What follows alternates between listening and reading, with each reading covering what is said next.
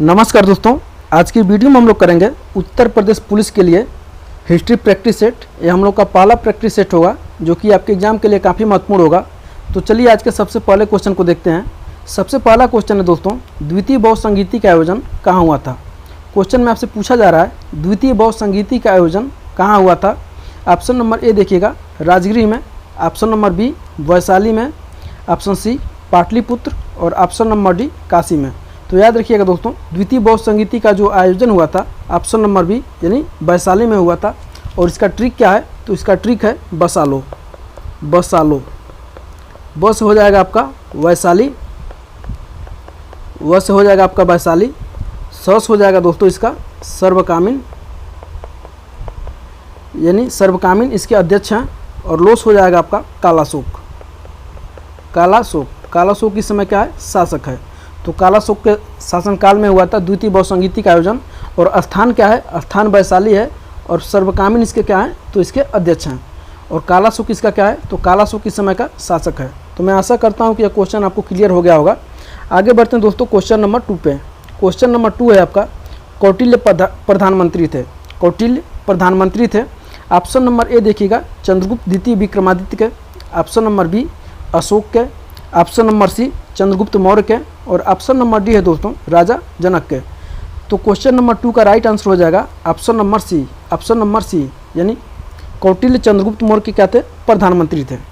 चंद्रगुप्त मौर्य के क्या थे, कौटिल्य प्रधानमंत्री थे। और कौटिल्य का बचपन का नाम क्या है, क्वेश्चन में आपसे पूछा जाएगा। तो कौटिल्य के बचपन का नाम दोस्तों विष्णुगुप्त है, विष्णुगुप्त। और कौटिल्य की एक महत्वपूर्ण रचना भी है क्या, तो अर्थशास्त्र। अर्थशास्त्र क्वेश्चन में आपसे पूछा जाएगा कि चंद्रगुप्त कौटिल्य की सर्वप्रसिद्ध पुस्तक क्या है, तो अर्थशास्त्र है। आगे बढ़ते हैं क्वेश्चन नंबर 3 पे। क्वेश्चन नंबर 3 है, दिल्ली के किस सुल्तान ने रक्त एवं लौह की नीति अपनाई। दिल्ली के किस सुल्तान ने रक्त एवं लौह की नीति अपनाई। ऑप्शन नंबर ए देखिएगा Iltutmish, option number B Balban, option number C Alauddin Khilji, option number D Mohammad bin Tughlaq. तो याद रखिएगा दोस्तों, इसका राइट आंसर हो जाएगा ऑप्शन नंबर बी यानी दिल्ली के सुल्तान बलबन ने रक्त एवं लौह की नीति अपनाई थी। रक्त एवं लौह की नीति अपनाई थी कौन, तो बलबन ने। काफ़ी महत्वपूर्ण क्वेश्चन है। आगे बढ़ते हैं क्वेश्चन नंबर 4 पे। आगरा नगर की स्थापना किसने की। आगरा नगर की स्थापना किसने की थी। ऑप्शन ए देखिएगा Sikandar Lodi, option B Akbar, option C Firoz Tughlaq और option number D Shahjahan. Option number D Shahjahan. तो इसका राइट आंसर हो जाएगा दोस्तों ऑप्शन नंबर ए यानी आगरा नगर की स्थापना किसके द्वारा की गई थी, तो सिकंदर लोदी के द्वारा की गई थी। और किस जगह पे, तो यमुना नदी के किनारे।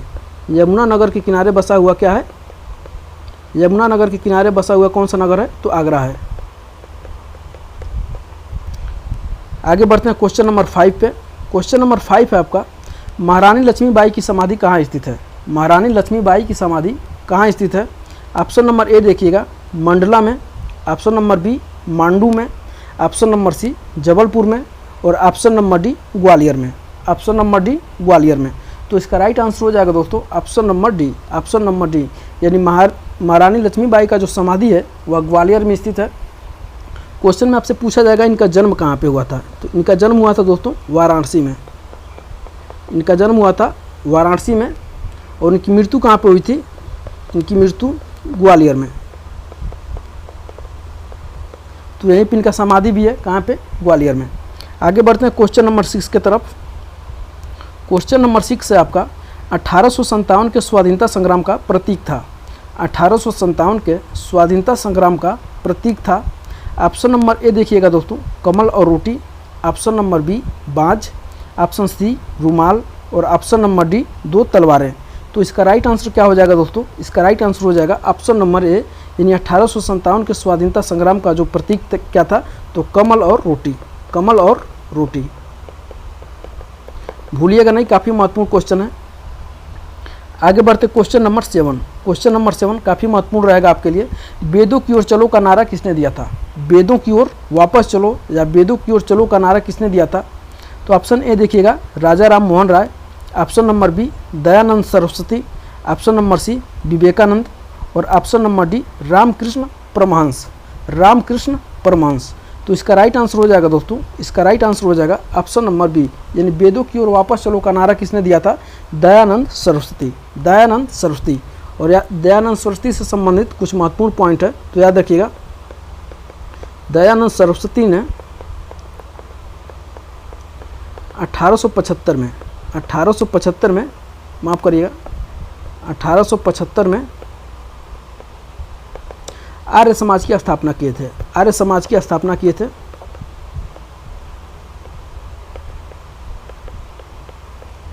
कब किए थे? 1875 में दयानंद सरस्वती के द्वारा। और दयानंद सरस्वती ने नारा दिया था वेदों की ओर वापस चलो। आगे बढ़ते हैं क्वेश्चन नंबर 8 की तरफ। क्वेश्चन नंबर 8 है आपका 1906 ईस्वी में, 1906 ईस्वी में मुस्लिम लीग की स्थापना हुई थी। ऑप्शन नंबर ए देखिएगा लाहौर में, ऑप्शन बी दिल्ली में, ऑप्शन सी कलकत्ता में, और ऑप्शन नंबर डी ढाका में। तो इसका राइट आंसर क्या हो जाएगा दोस्तों? इसका राइट आंसर हो जाएगा ऑप्शन नंबर डी, यानी मुस्लिम लीग की जो स्थापना हुई थी 1906 में, कहाँ पे हुई थी? तो ढाका में हुई थी। आगे बढ़ते हैं क्वेश्चन नंबर 9 की तरफ। क्वेश्चन नंबर 9 है सबसे पहले कौन सी घटना घटी? क्वेश्चन में आपसे पूछा जा रहा है सबसे पहले कौन सी घटना घटी। ऑप्शन नंबर ए देखिएगा Dandi march, option number B Bharat छोड़ो आंदोलन, option number C Simon commission का आगमन, और ऑप्शन नंबर डी है गांधी इरविन समझौता। माफ़ करिएगा दोस्तों, ऑप्शन नंबर डी है गांधी इरविन समझौता। अगर आपका चारों का डेट पता है, चारों घटनाओं का डेट पता है आपको, तब तो इस क्वेश्चन का आप राइट आंसर लगा लेंगे। तो चलिए देखिए इसका राइट आंसर क्या हो जाएगा। तो सबसे पहले घटना, क्वेश्चन में आपसे पूछा जा रहा है सबसे पहले कौन सी घटना घटी, तो दांडी मार्च कब हुआ था? तो दांडी मार्च हुआ था 1930 में। भारत छोड़ो आंदोलन कब हुआ था? 1942 में। साइमन कमीशन का आगमन कब हुआ था? 1928 में। और गांधी इरविन समझौता कब हुआ था? 1931 में। तो क्वेश्चन में आपसे पूछा जा रहा है निम्न में से सबसे पहले कौन सी घटना घटी थी? तो इसका राइट आंसर हो जाएगा दोस्तों option number C, option number C Simon commission का आगमन। इस तरह के क्वेश्चन पे भी आप तैयार रहिएगा। आगे बढ़ते हैं क्वेश्चन नंबर 10 की तरफ। क्वेश्चन नंबर 10 की तरफ, फॉरवर्ड ब्लॉक की स्थापना किसने की थी? फॉरवर्ड ब्लॉक की स्थापना किसने की थी? ऑप्शन ए देखिएगा Subhash Chandra Bose, option B Rajendra Prasad, option C Bhagat Singh, और option number D B R Ambedkar. B R Ambedkar पूरा नाम हो जाएगा दोस्तों भीमराव अम्बेडकर, भीमराव अम्बेडकर। तो फॉरवर्ड ब्लॉक का दोस्तों स्थापना किसने किया था? तो सुभाष चंद्र बोस, सुभाष चंद्र बोस। काफ़ी महत्वपूर्ण क्वेश्चन बनेगा यहाँ से। आगे देखते हैं क्वेश्चन नंबर 11। क्वेश्चन नंबर 11 है आपका पृथ्वीराज रासो का लेखक है, पृथ्वीराज रासो का लेखक है। ऑप्शन ए देखिएगा कल्हड़, option B बिल्हड़, option C Jayanaka, और ऑप्शन डी चंद्र बरदाई, चंद्र बरदाई। तो इसका राइट आंसर हो जाएगा दोस्तों option number D, option number D, यानी पृथ्वीराज रासो का जो लेखक हो जाएंगे चंद्र बरदाई। और चंद्र बरदाई कौन है? तो पृथ्वीराज चौहान, पृथ्वीराज चौहान। और इन्हीं पृथ्वीराज चौहान को ही राय पिथौरा के नाम से जाना जाता है, राय पिथौरा के नाम से जाना जाता है इन्हीं पृथ्वीराज चौहान को। और यही पृथ्वीराज चौहान है जो 1191-92 में क्या हुआ था? 1191 और 1192 में तराइन का प्रथम युद्ध हुआ था और तराइन का द्वितीय युद्ध हुआ था। तो इसी तराइन के प्रथम युद्ध में पृथ्वीराज चौहान ने मोहम्मद गोरी को क्या कर दिए? पराजित कर दिए। और 1192 ईस्वी में मोहम्मद गोरी ने क्या किया? इनको पराजित कर दिया था तराइन के द्वितीय युद्ध में। तो इन्हीं के दरबारी कवि कौन है? पृथ्वीराज चौहान का दरबारी कवि कौन है? चंद्र बरदाई। और इनकी रचना है पृथ्वीराज रासो। और कल्हड़ की पुस्तक का नाम दोस्तों क्या है? राज तरंगिणी। क्वेश्चन में आपसे पूछा जा सकता है राज तरंगिणी। बिल्हड़ का रचना क्या नाम है? विक्रमांक देवचरित, विक्रमांक देवचरित। आगे देखते हैं क्वेश्चन नंबर 12। खालसा पंथ के संस्थापक गुरु थे, खालसा पंथ के संस्थापक गुरु थे। ऑप्शन ए देखिएगा हर राय, ऑप्शन बी हर किशन, ऑप्शन सी तेग बहादुर, और ऑप्शन डी गोविंद सिंह। तो इसका राइट आंसर हो जाएगा दोस्तों option number D, option number D, यानी खालसा पंथ के जो संस्थापक गुरु थे कौन थे? तो गोविंद सिंह थे, गुरु गोविंद सिंह। और यह सिख गुरुओं में सबसे अंतिम गुरु थे, सबसे अंतिम गुरु, सबसे अंतिम गुरु। और सबसे प्रथम गुरु कौन थे? सबसे प्रथम कौन थे? तो गुरु नानक। ये भी आपसे क्वेश्चन में पूछा जा सकता है, गुरु नानक। आगे बढ़ते हैं question number 13। Question number 13। Question number 13 है सती प्रथा पर पाबंदी किसने लगाई? सती प्रथा पर पाबंदी किसने लगाई? ऑप्शन नंबर ए देखिएगा Warren Hasting, option B Lord Curzon, option number C Lord Canning और ऑप्शन नंबर डी है लॉर्ड विलियम बेंटिक। तो इसका राइट आंसर हो जाएगा दोस्तों ऑप्शन नंबर डी, यानी सती प्रथा पर पाबंदी किसने लगाई थी? लॉर्ड विलियम बेंटिक ने लगाई थी। और याद रखिएगा राजा राम मोहन राय जो थे, राजा राम मोहन राय के प्रयास से लॉर्ड विलियम बेंटिक के द्वारा 1829 को 4 दिसंबर 1829 को सती प्रथा पर पाबंदी लगाई गई थी राजा राम मोहन राय के प्रयास से। और यही राजा राम मोहन राय हैं जिसने 1828 ईस्वी में क्या किए थे? तो ब्रह्म समाज का स्थापना किए थे। आगे बढ़ते हैं क्वेश्चन नंबर 14। स्वराज मेरा जन्म सिद्धि अधिकार है, मैं इसे लेकर रहूँगा, किसने कहा था? क्वेश्चन नंबर 14 है स्वराज मेरा जन्म सिद्ध अधिकार है, मैं इसे लेकर रहूँगा, किसने कहा था? ऑप्शन ए देखिएगा Lala Lajpat Rai, option number B Mahatma Gandhi, option number सी बाल गंगाधर तिलक और option number D Subhash Chandra Bose. तो इसका राइट आंसर हो जाएगा दोस्तों ऑप्शन नंबर सी बाल गंगाधर तिलक ने कहा था माफ़ करिएगा, बाल गंगाधर तिलक ने कहा था स्वराज मेरा जन्म सिद्धि अधिकार है, मैं इसे लेकर रहूँगा। और कब कहा था? तो 1916 में जब लखनऊ समझौता हुआ था, लखनऊ का कांग्रेस अधिवेशन हुआ था, उसी समय कहे थे स्वराज मेरा जन्म सिद्धि अधिकार है, मैं इसे लेकर रहूँगा। और बाल गंगाधर तिलक और एनी बेसेंट के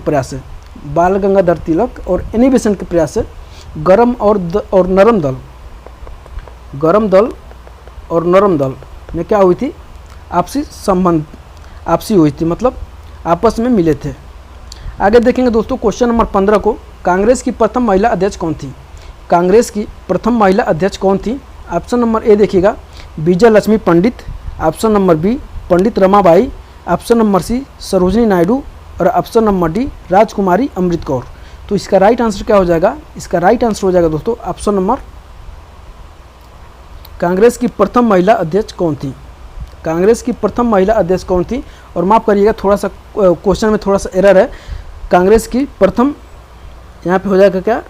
कांग्रेस की प्रथम भारतीय महिला अध्यक्ष कौन थी? तो इसका राइट आंसर क्या हो जाएगा दोस्तों ऑप्शन नंबर सी, यानी सरोजिनी नायडू। और सरोजिनी नायडू ने 1925 में कांग्रेस की अध्यक्ष बनी थी, कहाँ पे? कानपुर में। और कांग्रेस की प्रथम भारतीय महिला कौन थी? कांग्रेस की प्रथम भारतीय महिला अध्यक्ष सरोजिनी नायडू। और क्वेश्चन में आपसे पूछा जाएगा कांग्रेस की प्रथम महिला अध्यक्ष कौन थी? तो इसका राइट आंसर क्या हो जाएगा? Annie Besant. और एनी बेसेंट ने 1917 में कलकत्ता अधिवेशन की अध्यक्षता की थी। तो मैं आशा करता हूँ दोस्तों क्वेश्चन मेरा समझ में आया होगा। तो आप हमें कमेंट करके ज़रूर बताइएगा, और वीडियो अच्छा लगा हो तो आप अपने दोस्तों के साथ शेयर करना नहीं भूलिएगा। और मिलते हैं अगले वीडियो में, तब तक के लिए बहुत बहुत धन्यवाद।